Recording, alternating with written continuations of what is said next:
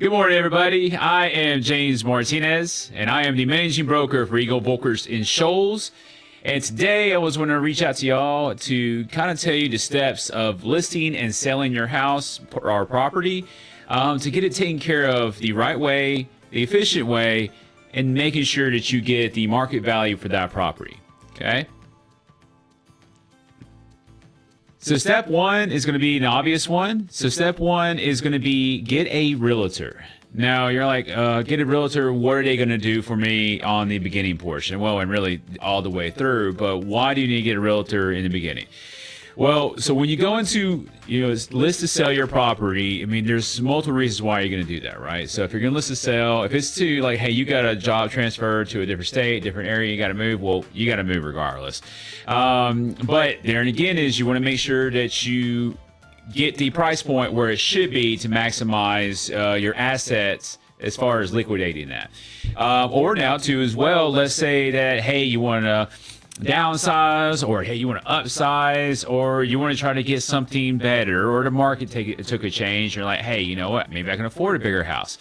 Well, to get down to the crux, if you can get that or perform what you're trying to do there on that transfer or that upgrade, downgrade, however you want to view it, you got to know what you can sell your property for, and there in turn, what you're going to clear to know if you're going to be able to put that down payment down on what you're looking at to get what you're trying to do as while selling your property. So what a realtor is going to do is when you call them, first and foremost, before they come over to go look at the property, they're going to pull comps. And now comps, what that is comparables of sales and pretty much everything. So if you live in a subdivision, anything that is sold in the last 6 months to a year, just depending if there's any kind of comps within the 6 months, in that neighborhood to know what stuff has been selling, price per square foot, PSF as we like to call it in the business. But that's going to tell you what your house is worth. Now, of course, there's multiple factors to that too as well. I mean, if you have a basement or if a basement was converted over, if you're your largest house, if you're your smallest house, because those are factors that raise or lower that, PSF, and really at that point, your purchase price.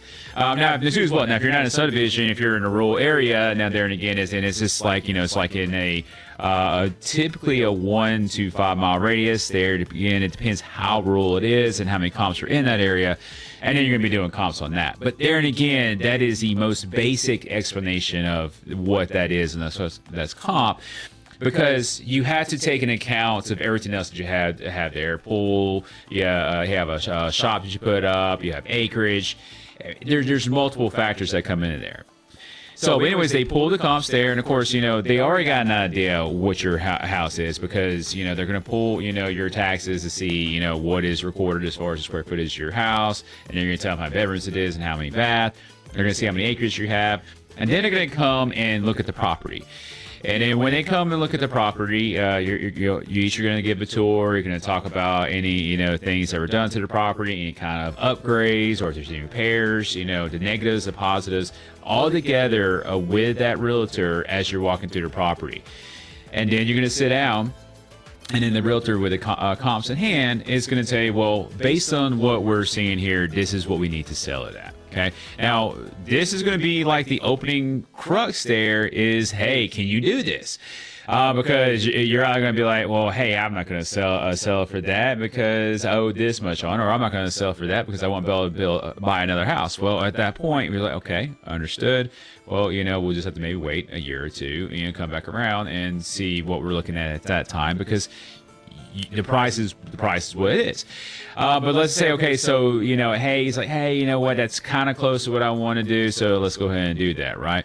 Well, then at that point, then the realtor will pull out contracts to put there to sign exclusive to get it listed. At which point, then that's when the realtor is going to go forward as far as getting it marketed. But like I said, there and again is, this isn't just a one step as far as like just go ahead and get a realtor, get it signed and get it listed. It's also just to make sure that you can do what you're planning to do. Now, of course, there and again, it's like I said, if you have to move, you have to move. It is what it is. But if it's something that's like, hey, you know what, we can sell this to where I can get something that I want or something bigger, or, empty nesters, you want to downsize. And then at that point there, this is going to be the gauge to know if you can do that, right? And that's what you're going to be doing there, is make sure you get that taken care of. So then we get into the second step, and essentially now keep in mind is now from this point forward, I mean, really as the selling side, you really are more hands off because, once you have that realtor is going to be able to run with it, right? So, I mean, the buy side, there's a little bit more being active because you got to find some properties that you like. Your realtor's going to send you properties to, look at. But there again, as a seller, there's really, you really get kind of autopilot, as in you tell the realtor's going to take it from there. So the step 2 is going to be, the marketing portion, or, taking photos and getting it prepped to put in the MLS to get it listed, getting it out there. And what's going to be the main thing is the photos. Now, my company is very strong as far as it needs to be professional photos, and it should be professional photos across the board on any property, whether it is a $200,000 house or a multi-million-dollar property. And here's one of the reasons there, or the main reason, is when you get listed, especially with a realtor, even more so if you or without a realtor, but when you're with a realtor, you are competing on a grander scale. I mean, you are competing with other properties that's for sale. But when people are looking or considering to, buy the property before they even consider even come look at the property, they go off the photos. That is your first impression. It's your yearbook photos, right? It will be judged, absolutely 100% judged, and even passed up if the photos are not done correctly. So that's why it's very important, and that is why professional photography by a professional is an absolute must. Of course, in my opinion, but I wouldn't put it up there. I put it up there unless I have professional photos. There's very few properties that you wouldn't.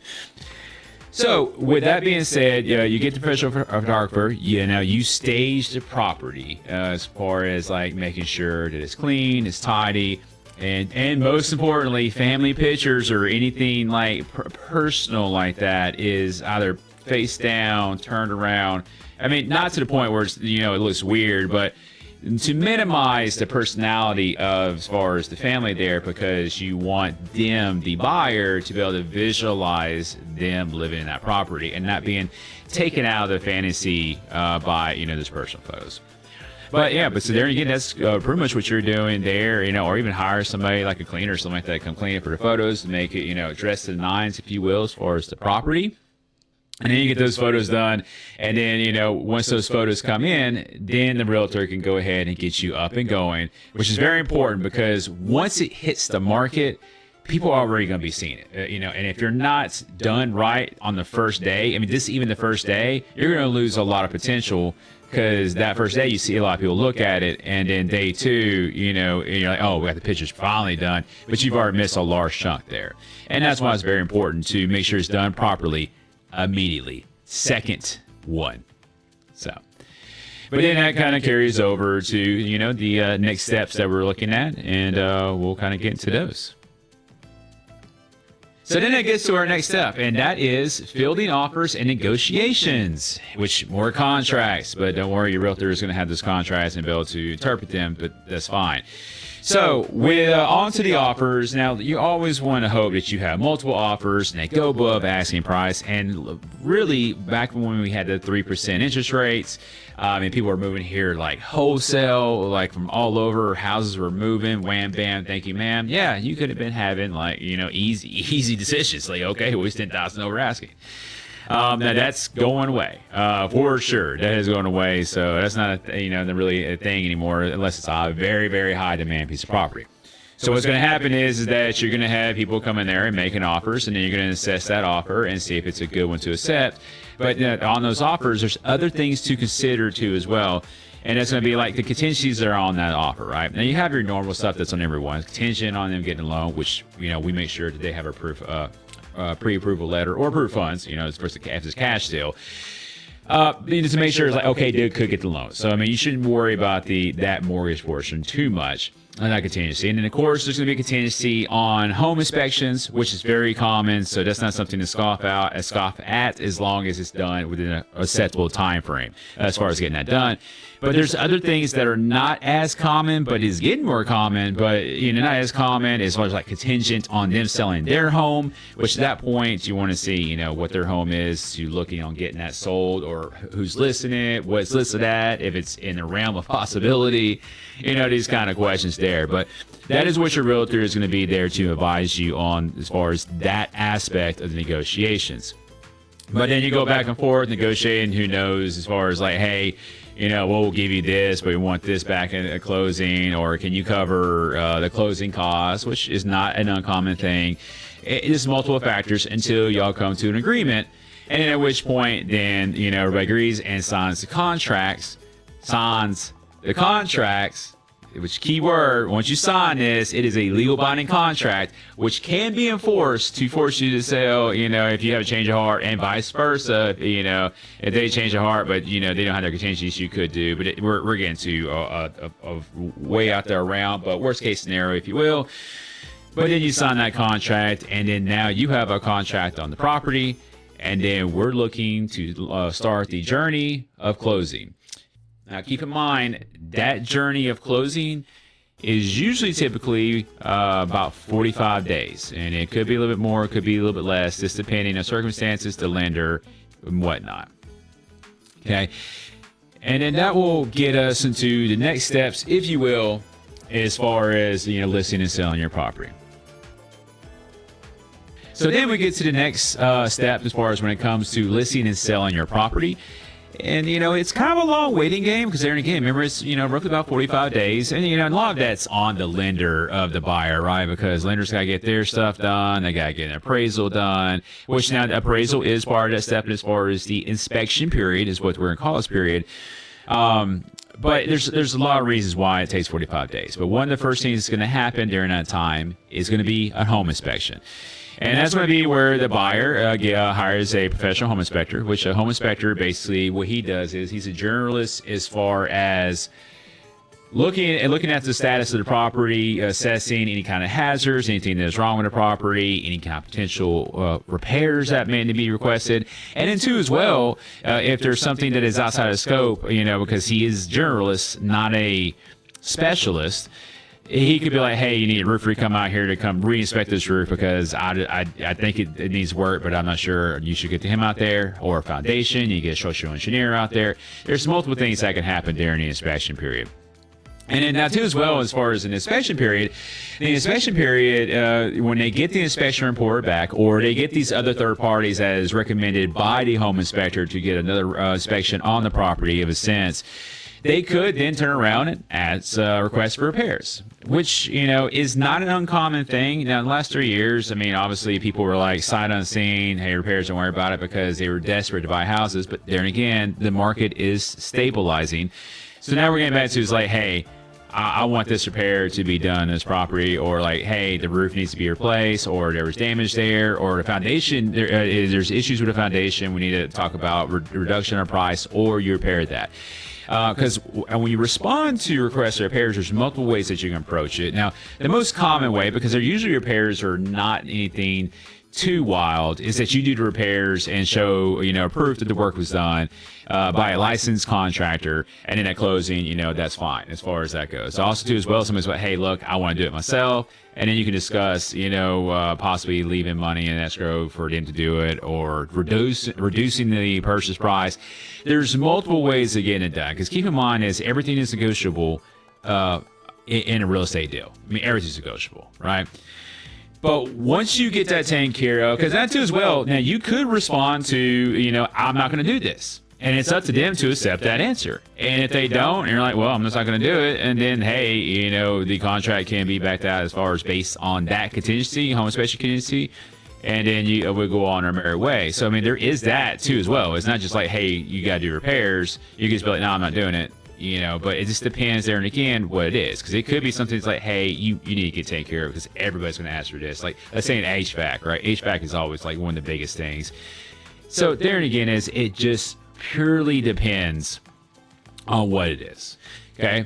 Now, like, keep in mind there too as well in the inspection period. Now, even though we knock out the request for repairs or whatnot as far as that, and then at that point, now let me address real quick government loans. You know, your FHA, your USDA's,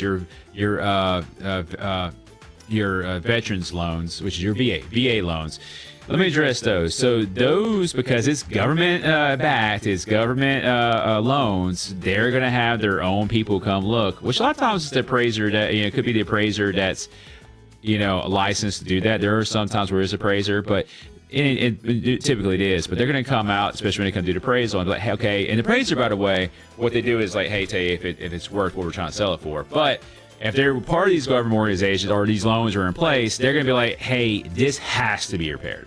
100% has to be repaired. No offense, but if you want to do this loan. But typically what they do on these governmental loans is safety and safety alone. So that could be like, hey, a railing is missing on a porch, or like a staircase or stairwell doesn't have a baluster, or like handrails, or, just to kind of tell you in layman terms. And then you have to put those in there to get those kind of loans. And typically a home buyer is going to be using these government loans because, it's a lower down payment, right? So outside of that, you're looking at a 20% down payment. Most people are not going to do that, unless you're talking like a multi-million-dollar property, because then you're going to have this government assistance loans at that point. But that's what you're going to be looking at as far as those. So be aware of those, which is not the buyer asking for it. It's the people going to get a loan for it. At which point in time, it's typically about, okay, I'm going to do this, right? Because, if they say no, then anybody trying to get a loan is going to be a no. So you have to do it regardless. Well, to get those loans. But then there again is to circle back to the true purpose of the appraiser, which then the appraiser is going to be like, he's going to do the same thing that your realtor did up front. And as long as you had a realtor that you trust and is a true professional in their field and knows what they're doing, they're going to be in the same numbers as far as like, yeah, okay, this is worth what it was, because he did the comps too. And it's like, okay, yes, this is worth it. Because if the appraiser says, no, it's not, it's worth $30,000 less, well, guess what? Now nobody can get a loan based on that, except for where it is appraisal, which is $30,000 less than what that listing price or whatever that contract price was. And then that's across the board. No banking institution is going to loan past that. The only way you get around that is if the buyer pays down a loan, i.e., they pay that additional $30,000 in cash to get that loan down. But typically somebody's not going to do that. It has to be some kind of insanely unique property for somebody to do that, because you're asking them to come to the table with $30,000 more money to pay down that property. So just keep that in mind when it comes to the appraisal. Like I said, the appraisal there and again. And that's why it's very important to know what your house is worth. You can't just throw a number out there, because it's going to end up with the appraiser anyways. And the appraiser is state and represents pretty much the state itself when it comes, it's a strong word maybe, but basically it's what they do is they're certified for the state to basically tell any kind of lending institution, and no lending institution is going to buck an appraiser as far as, okay, yeah, we're not going to loan past what he's saying as far as that appraisal, because that is the official market value of the property by the appraisal. So then, we get into the next steps, and really we're kind of getting to the end, because like I said, and again, is when it's, you're a seller, there's not a lot of stuff you got to do as a seller, because it's being all handled by your realtor. But we'll go on further and see what there is left. So then when we go into what I like to really, this is called the last step, right? Because yes, you have the final walkthrough, but we'll wrap into the final walkthrough into the closing. Because then we get into the closing aspect, which there again is a closing is performed by a closing attorney or a title company, either one when it comes to a lot of states, right? So Alabama, you can either do an attorney or you can do a title company. Either way, doesn't matter. So what the final walkthrough is that, okay, so we did the inspections, everything was good, thumbs up, but typically what's happening when there's inspection being done, your furniture's there, right? And so there's just there, so a lot of things get hidden, not on purpose, but just get hidden. And so once you release your stuff moved out, because final walkthrough happens a day or two before closing, there might be a hole in the wall somebody sell, and then be like, hey, we're not going to stop this final walkthrough because there's a hole in the wall that we didn't see before because there's a couch there, right? or the flooring is missing because it's underneath a rug or something like that. Things that were hidden, which typically does not happen. Like overwhelming majority of the time. So I don't want you worried on final walkthroughs, but it is something that happens the day or two before closing, as it should. But typically what happens is they do the final walkthrough and they're like, hey, everything's good to go. Let's just get this baby going. I want to get this closed. I got to move down here. Whoop-de-woo, whoop-de-woo. So they just check mark it. Hey, final walkthrough is good. And then on to closing we go. But there you go. As far as the closing goes, it's very simple for the seller because you don't have to worry about your finances. Like the buyer can't buy anything or anything like that for a closing, or it can mess up their loan. You don't have to worry about any of that. And as far as providing the deed and everything, they're going to pull the deed. They just need to know it's you that's on the deed. As far as hey, let me check your address. Let me check your driver's license to make sure you are Mr. Smith. And then too as well is, then if we got if you have a different property as far as probate, it could be as far as talking about probate, or let's say, you're a widow, or something like that. Then of course you got to bring a death certificate and confirm that. But that will be addressed during his 45 days, because closed attorney, once they get engaged, which they get engaged day one, basically, is make sure they got to run title and everything. They're going to make sure all that's taken care of way early in the game. So you shouldn't have any nasty surprises when it comes there as far as closing. But when you go to the closing, there and again, your realtor will be with you, or should be with you, should I say. I mean, there are some that don't go. But, with like yourself, my company, you're going to have somebody there. Somebody going to be there to make sure everything's good. But when you go to the closing as a seller, you can either and it depends purely on the closed attorney and the title company, and either one is fine. It's just preference. But you're either going to be in the same room as the buyer, and then you're going to sign your paperwork together, which, they're going to buyer will go first, or you'll be in separate rooms, and typically closing lasts between 30 to 45 minutes. Some go faster, some go slower. I know if I'm there, it'll go slower because I like to talk, and I'll slow us up. No, I'm just joking. This is a joke. But anyway, some go faster, some go slower. What's going to happen is that the buyer signs the most paperwork because they're signing their life away with a lender, and a lender's paperwork is a lot. And that's what takes the bulk of it. And so the sellers, you just be sitting there twiddling your thumbs, chit-chatting and everything, while the buyers are sitting there signing their portions, because the closing attorney, title company, this depends, is going to be passing the papers along, and they're going to get sold. And you're going to do some signing along the way too as well, before you do your final portions, because there's some that you're going to sign off on there. But really, you're going to be resting your hand for along the way. But then as they work through that paperwork, get everything signed, then, of course, the closing attorney is the one who distributes the funds, i.e. the lenders. They transfer the funds to that escrow company, closing attorney, whoever it is. And once they verify the funds and everything is signed, then they go to release the funds. And keep in mind that even though you sign the paperwork, it's still not done deal until the funds are released to all parties. And then once the funds are released to all parties, and then they hold back the money for any kind of taxes you may owe on it, or any kind of insurance, or whatever is left on that property, the closing attorney will be handling that. And once that's distributed, you have successfully sold your property. You successfully listed and sold your property. And at that point, you are free of that property and you have liquidated that asset. So there you go, ladies and gentlemen. That is the process of listing and selling your house. As you can see on the listing side, it is, if you have a realtor. Now, if you don't have a realtor, it's a lot harder, a lot more processes and contracts and whatnot. But if you have a realtor, it's kind of a short and sweet process as far as listing and selling your property. Now, we say, short and sweet, but, you're still looking at marketing time as far as, getting it sold. And in 45 days, once you have it under contract. But other than that, your realtor is handling everything. You just sign the paper here and there once he throws something your way, and you're just cruising along until you get to that closing table. Now, of course, when you go and meet the buyer on the other side, and what you're probably doing at the same time as this, you're going to see it's a lot more going on. But the seller, you're just sitting back and enjoying life and waiting for that check to come in, basically, because your realtor's going to take care of you the whole way. And I'm going to leave you with that. And as always, remember, I'm James Martinez, the managing broker for Engel & Volkers Shoals, and I bring the world to your doorstep. See you next time.